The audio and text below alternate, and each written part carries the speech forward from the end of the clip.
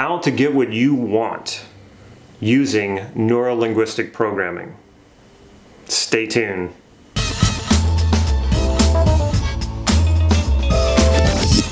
Hey, this is Damon Cart from NLP Gym, bringing you cutting-edge NLP tools and technology to help you create the life that you desire. So if that sounds good to you, please click subscribe to this YouTube channel so you can get these videos on a regular basis. This video actually has two parts to it. The first part will be about how to learn NLP rapidly, and the second part will be how to use NLP to get what you want, how to actually apply it. The main way that you're going to get good at anything is through practice. NLP is no exception.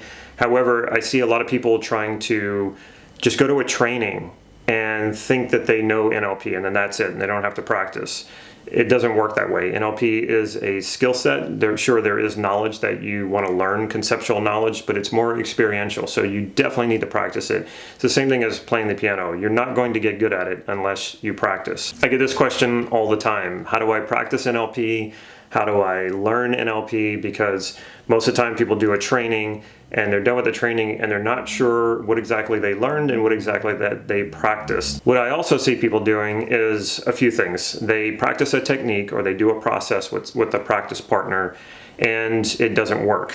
So they have usually one of three responses. They will just kind of pretend that it worked and then move on to the next process or technique, and they won't come back to it and work on it some more. Another thing that I see is people getting very frustrated that it didn't work. And what ends up happening is they put a lot of energy into being frustrated instead of putting energy into repeating it and seeing what went wrong and doing it until it does work. Worst case scenario, people just quit altogether and then they go around saying NLP doesn't work. With the same analogy of playing piano, what if you took one lesson and you sat down at the piano and you really couldn't play? Would you say piano lessons don't work? That'd be silly. You have to actually practice. So how are you practicing and what are you doing when you're practicing? And especially what are you doing when it doesn't work? Here's how to deal with that. First thing I would do is I would have a journal. And in that journal, set out the intention for the day. What do you want to practice? This can be the hour that you set aside just for straight practice, either practicing on yourself or practicing with a practice partner. If you can take out an hour a day, that is awesome. That is a good amount of practice per day. The incremental practice of doing an hour a day will, over time, be exponential. The other thing that you can do is you can set an intention of things that you want to do during the day every time you encounter someone. This might be watching their breathing, listening for their breathing, listening for sensory predicates, noticing their skin tone and if it changes and when it changes, why is it changing and what's corresponding with it. So you can set these little intentions for every time you encounter someone, you're going to look for these things. And then later when you get more advanced, you can start implementing language patterns and just say, okay, I'm going to find every chance that I can to implement this particular language pattern. So you're just chunking it down, you're setting the intention during the day, and you go through your day using it, and then also taking that hour out of practice time. At the end of all that, you want to journal about it. Say, okay, this is what I did, and here were my findings. A lot of times people will come back to me and say, I didn't get anything. I didn't find anything. And what I always tell them is, it's more important, especially in the beginning, it's more important that you're looking for this, you're looking for the results, and you're receptive to the new information, to the results, whatever it is that you're looking for. Later, you'll want to start getting a little more specific about what results you want. But in the beginning, you just want to be looking for it, opening your senses to receiving it. Now, like I said, a lot of people quit at this point. A lot of people get really frustrated at this point, or a lot of people just pretend like, oh yeah, I got the result, and then they move on. So what you want to do, instead of getting frustrated, instead of quitting, instead of pretending, allow there to be a void.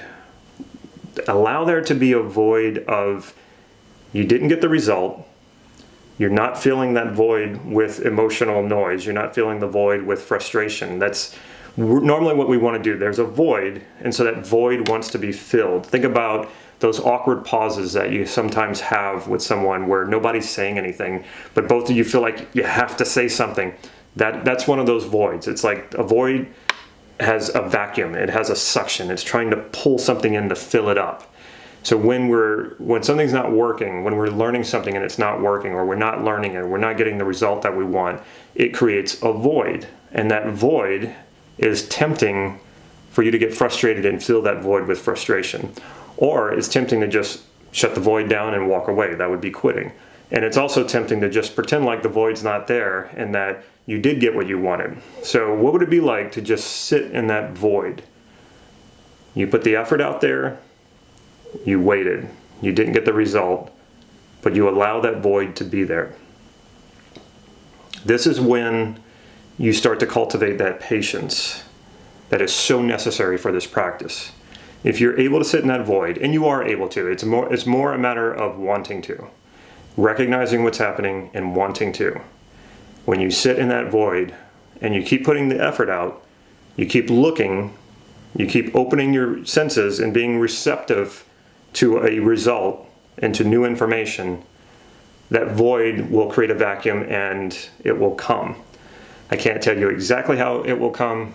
That's kind of the personal journey in NLP. It will show up though, believe me, if you allow it, if you open yourself to it, and you're able to just hold that space, it will come. When it comes to really applying NLP and making NLP work, whether that's you influencing other people or that's creating the life that you desire, implementing NLP awareness and skills and interventions to get you from where you are now to where you want to be, the most important thing that you can use NLP to do is to start recognizing patterns.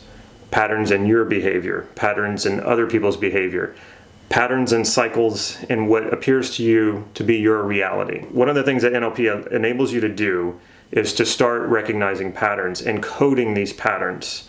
There's submodalities, there's language patterns, there's meta programs. These are all patterns of behavior and language. When you start to recognize these in yourself and others, now you have the opportunity to intervene. Now you have the opportunity to change them, because really what we are is patterns. If you were able to strip out all of your patterns, like get to the core of who you are by taking away all those patterns, you're pretty much left with nothing but potential. That's all that's left, because since you were born, you've been creating one pattern after another. An example of a pattern is a belief. A belief is a pattern of your thinking. When you think about everything that you do physically throughout a day, if you were to map all your physical stuff that you do every day, from getting out of bed to sitting at a desk to sitting in a car while you're driving, that is a physical pattern. And when you start exercising, especially when you start doing yoga or something that has a pattern to it, what you're doing is you're interrupting your old patterns and you're creating new patterns. And so those would be examples like Tai Chi, yoga. These are physical patterns, but you also have language patterns. You also have thinking patterns. You also have strategies, how you go about doing the things that you want or getting the outcomes that you want. These are all based in patterns. So the more you start to understand these patterns or start to bring these patterns into your awareness, because they're mostly unconscious, now you're tapping into the stuff that is what you're made of. Because like I said, if you strip down all of these patterns, you really have nothing. You have nothing but potential. And then out of that potential, you start to build patterns. There's nothing wrong with the patterns. That's basically who you are. So patterns are not the problem. You're not trying to get rid of them. What you do want to do, though, is you want to become aware of them so that you can change them. So if your life is not all that you want it to be, know that that's only because the patterns that are holding it in place. And that is the patterns of your thinking. That is the patterns of your beliefs, or your beliefs are the patterns that hold that in place. And there's also the physical patterns. So use NLP to start becoming aware of that, coding it. And then there are many NLP processes to identify those patterns and to change those patterns. A good example is the Swish Pattern. I did a video on the Swish Pattern. I'll link it to this video. The Swish Pattern is you have a compulsion for something. So I see candy and I can't help it. I have to go and eat the candy. Or it could be anything. It could be smoking. I see a cigarette or I think of a cigarette and I have to have the cigarette. So what the Swish Pattern does is it identifies what is happening when you feel that compulsion. What is the moment that you feel the compulsion? It's usually something visual.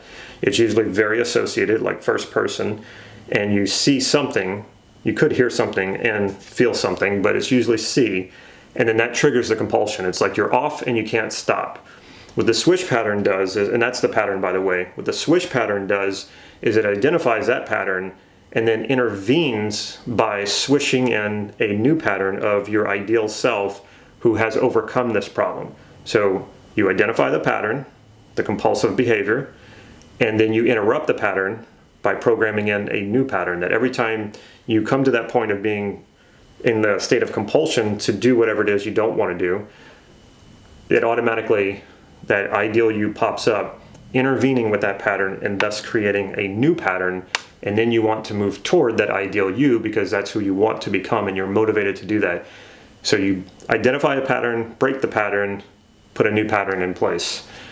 That's what NLP is based on. If you understand that as you practice, if you hold that concept that I just explained while you practice NLP, you will master it super fast. You will master it much faster than the average person. Remember, practice. Practice every day. Practice with people when you can, like a practice partner. Practice on yourself.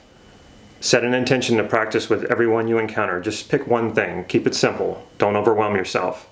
And when you get to the end of your day and you go to write in your journal the results, whatever your findings are, and what you found was nothing, you didn't see anything, you didn't hear anything, no new information, allow that void to exist and allow that void to suck in, to pull in the new information. It will come, I assure you. The other thing is to make sure that when you're practicing NLP, you're coming from a place of identifying patterns.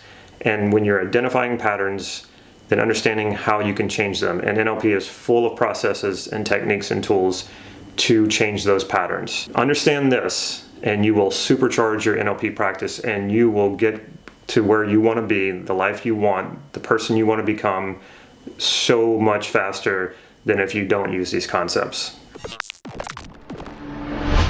Just 3 days left until my open enrollment for my Ultimate NLP Practitioner training closes.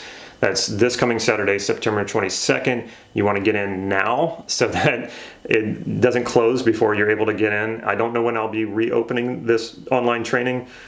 So get in now, make sure you lock in your place, and you get lifetime access. Check out my website, nlp-gym.com. There you will find some free NLP training, as well as some hypnotic inductions. You can download them right away, straight to your phone, your tablet, or your computer, and have immediate access. Check out my NLP Gym Facebook page. I post regularly on that page whatever it is that I'm up to. If I have a new training that I'm doing, if I'm doing a new talk or releasing anything free, I always put it on my Facebook page, so check that out as well. Last but not least, if you like this video, please click like right down here.